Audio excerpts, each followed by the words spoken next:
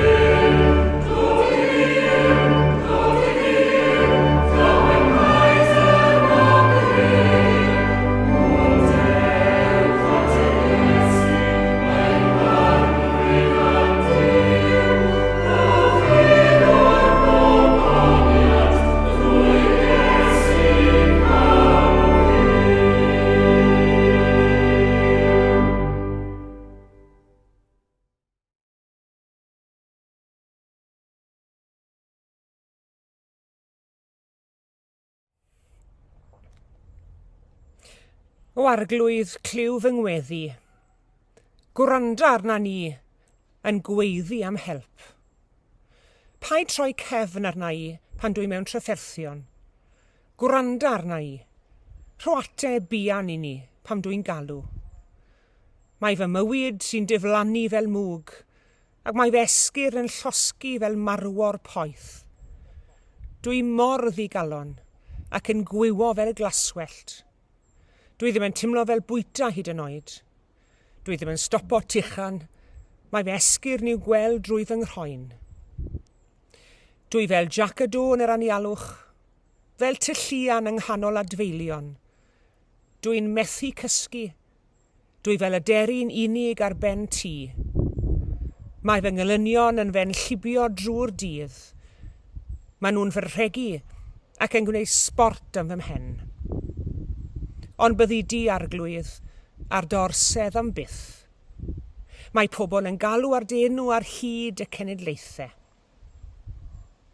Ti osododd y ddeiar yn ei lle ers talwm, a gwaith dy ddwylo di ydy'r ser a'r planedau. Bydda nhw'n darfod, ond rwy ti'n aros. Byddan nhw'n mynd yn hen fel dillad wedi gwisgo. Byddi dyn i tynnu fel dilledyn, a byddan nhw wedi mynd. Ond rwy ti'n aros am byth. Dwi ti byth yn mynd yn hen. Bydd plant dyweision yn dael i gael byw yma, a bydd eu plant nhw yn saff yn dy bresenoldeb di. Amen.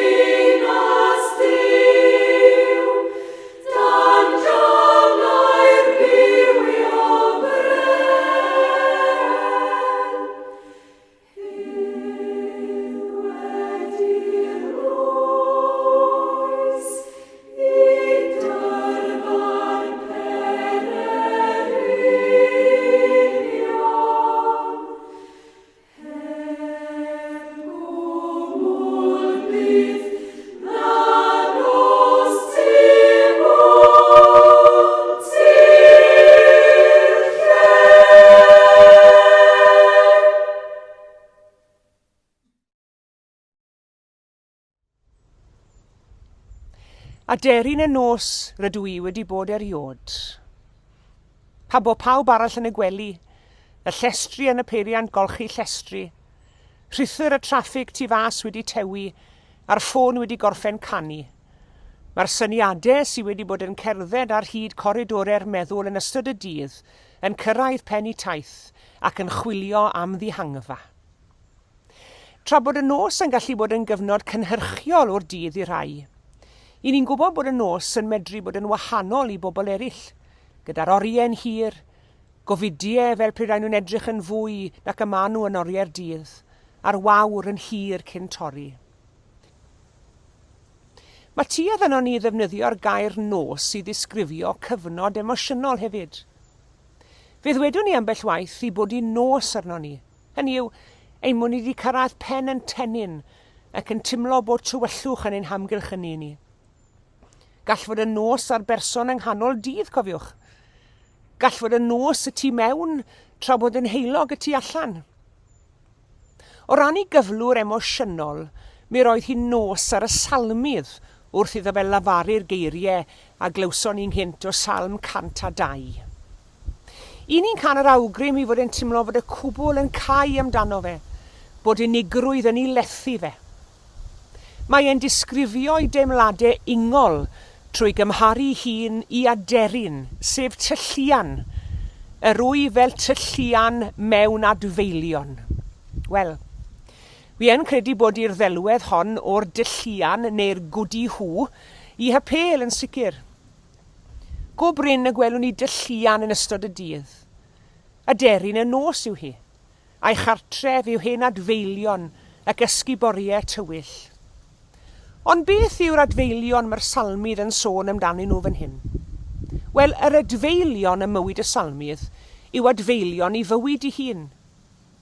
Oedd e wedi syrthio'r fath gyflwr fer i fod yn wirioneddol dimlo bod ei fywyd mewn adfeilion.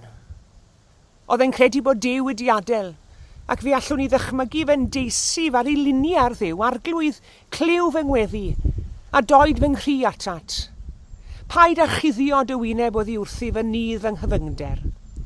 Gwrando arna i'n gweiddi am help. Paid troi cefn arna i pam dwi mewn trafferthion. Gwrando arna i. Cymaint yw i ofid bod Duw wedi adael e, fel i fod e wedi colli i archwaith, i appetite am fwyd. Gwrandewch ar yr hanes yr salm yn Bible.net. Mae'r salmydd yn gweud fel hyn, dwi ddim yn timlo fel bita hyd yn oed, dwi ddim yn stopio tuchan, mae fe esgir i'w gweld drwy fy nghroen. Canlyniad naturiol o golli archwaith am fwyd yw colli blas ar fwyd, a hwnnw yn ei dro yn arwain at golli blas ar fyw. Ac i fi mae'n anodd meddwl am dristwch mwy. I filiynau lawer o bobl heddi, does dim diben na phwrpas i fywyd. Yr hyn a elwir gan rai o'n diwynyddion yn ddiystyraeth bywyd. Bydd Robbie Burns yn ôl pob sôn, wrth ddiolch i Dduw am ei fwyd wrth i fwrdd bob dydd, yn diolch hefyd am ei archwaith am fwyd.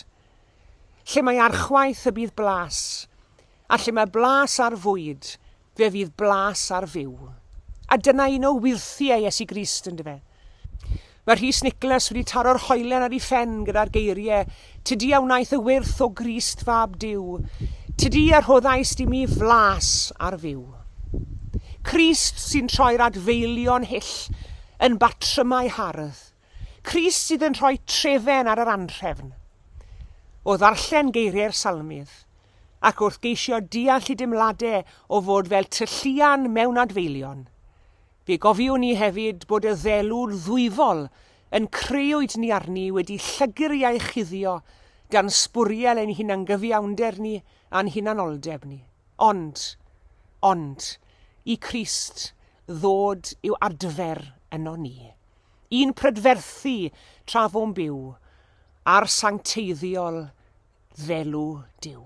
Diolch i Dduw i fod yn medru troi ein hadfeilion ni yn brydferthwch. Amen.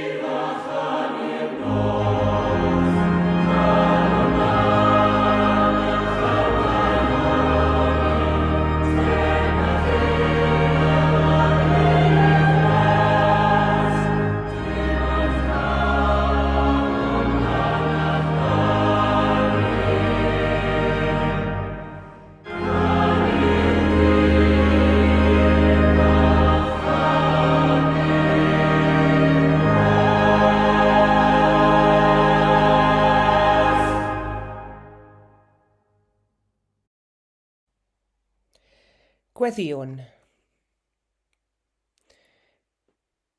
O ddiwein tad a thad ein harglwydd a'n gwaredwr Iesu Grist. Edrych arno ni nawr o Dduw wrth i ni blygu gyda frond i mewn gweddi. Diolch i ti arglwydd fod ti'n Dduw sydd yn agos ato ni. A mor barod i wrando ar ein gweddiau ni. A mae gwybod hynny yn sicrwydd ac yn obaith i ni arglwydd. Ac wrth i ni droi atat mewn gweddi o ddiwein tad, i ni'n dymuno diolch i ti am holl fendithion y bywyd hwn, a'r gallu yr wyt ti wedi'i rhoi i ni o mwynhau.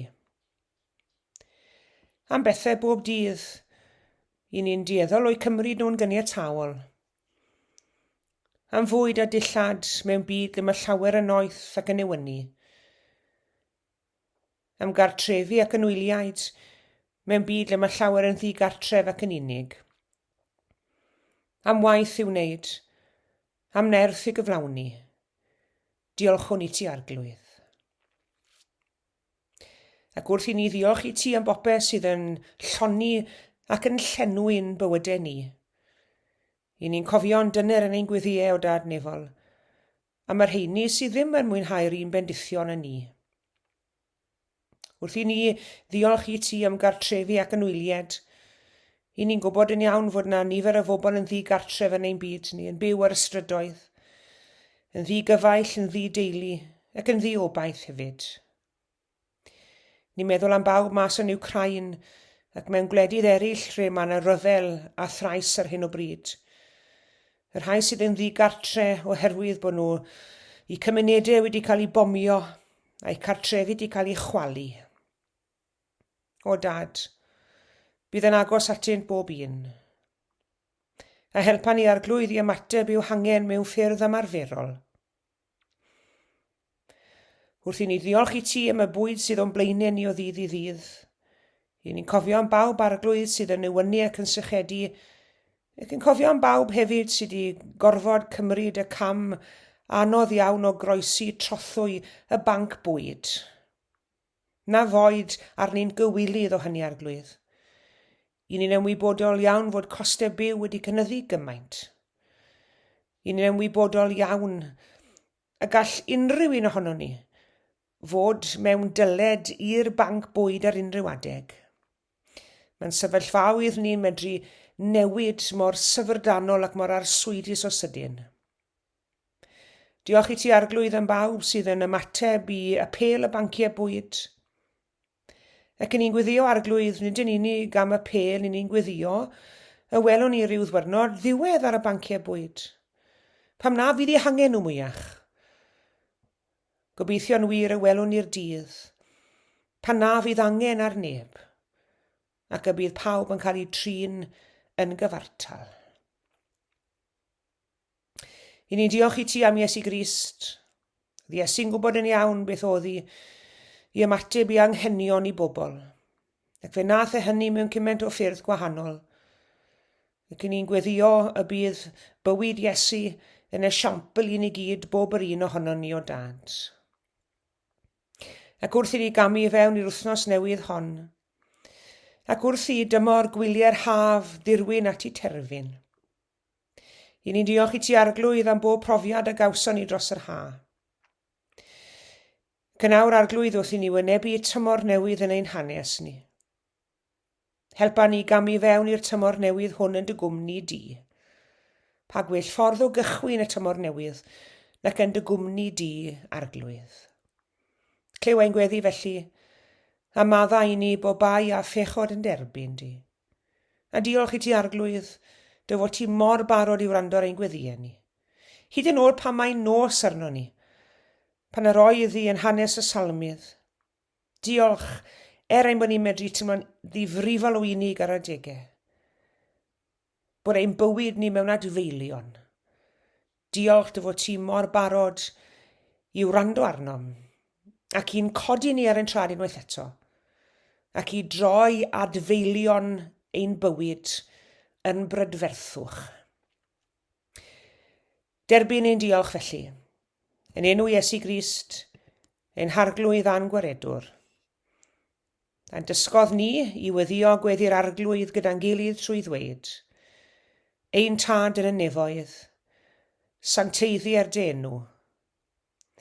Deled y deyrnas, gwneler dy wyllus, megis yn y nef, felly ar y ddeiar hefyd. Dyro i ni heddiw ein bara benyddiol, a madda i ni ein dyledion, fel y myddeiwn unna i'n dyledwyr. Ac nac arwain i brofedigaeth, eithir gwared ni'r rhag drwg. Canis eiddo ti yw'r deyrnas, a'r nerth, a'r gogoniant, yn oes oesoedd. Amen.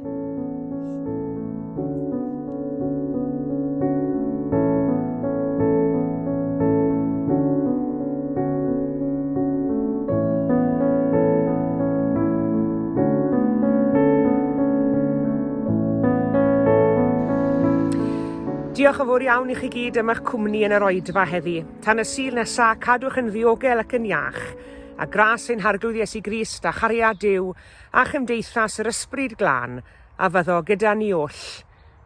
Amen.